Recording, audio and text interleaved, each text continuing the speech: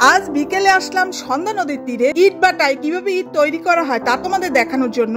আসসালামু আলাইকুম বন্ধুরা, কেমন আছো তোমরা? আজ বিকেলে হাঁটতে হাঁটতে চলে আসলাম আমাদের সন্ধ্যা নদীর পার। বন্ধুরা, কিভাবে ইট তৈরি করা হয় এবং ইট পোড়ানো হয় সম্পূর্ণ পদ্ধতি আজকে তোমাদের দেখাবো। ইট তৈরি করার প্রথম ধাপ হচ্ছে মাটি প্রস্তুত করা। এই যে দেখছো মেশিনটা, এটা হচ্ছে ডোল। এর মাধ্যমে মাটি নরম করা হয়। পানি দিয়ে মাটিতে এখানে মাটিটা ফেটানো হয়। এই যে দিয়ে দিল মাটির চাকাগুলো, এগুলো মেশিনে প্রস্তুত হচ্ছে।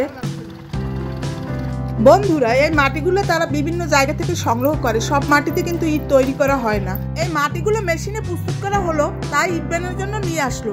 এখন এই প্রস্তুত করা মাটিগুলো দিয়ে ওরা ইট তৈরি করছে কিভাবে দেখো বন্ধুরা। এই ইটের বাটার কাজগুলো করা খুবই কষ্টকর, কেউ কাছ থেকে না দেখলে কেউ বিশ্বাসই করবে না। বন্ধুরা, এই যে ইটগুলো দেখো, এই তৈরি করে ইটগুলো শুকিয়ে এভাবে রেখে দিচ্ছি এগুলো পোড়ানোর জন্য। এই যে দেখছো কয়লা, এই কয়লাগুলো দিয়ে ইট পোড়ানো হয় বন্ধুরা। এই কয়লাগুলো মেশিনে গুঁড়ো করে তার সাথে কাঠের গুঁড়া মিশিয়ে এগুলো জ্বালানি হিসেবে ব্যবহার করা হয় ইটের বাটা। এগুলো দিয়ে ইট পোড়ানো হয়। এই যে দেখছো বন্ধুরা, এখন ইট পোড়ানো হচ্ছে। এই চুলা দিয়ে ওরা কয়লা দিয়ে দিচ্ছে, প্রতিটা চুলার মুখে মুখে একটু পরপর কয়লা দিচ্ছে।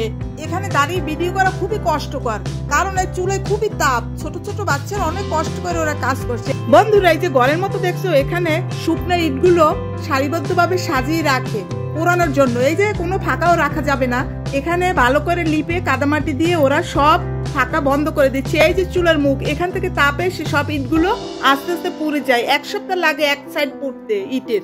সর্বশেষ এতগুলো দাপ পেরিয়ে এভাবে তৈরি করা হয় ইট। বন্ধুরা, এই যে দেখছো নদীর পাড়ে ট্রলার গুলো, এই ট্রলারে করে ইটগুলো বিভিন্ন জায়গায় নিয়ে যায়।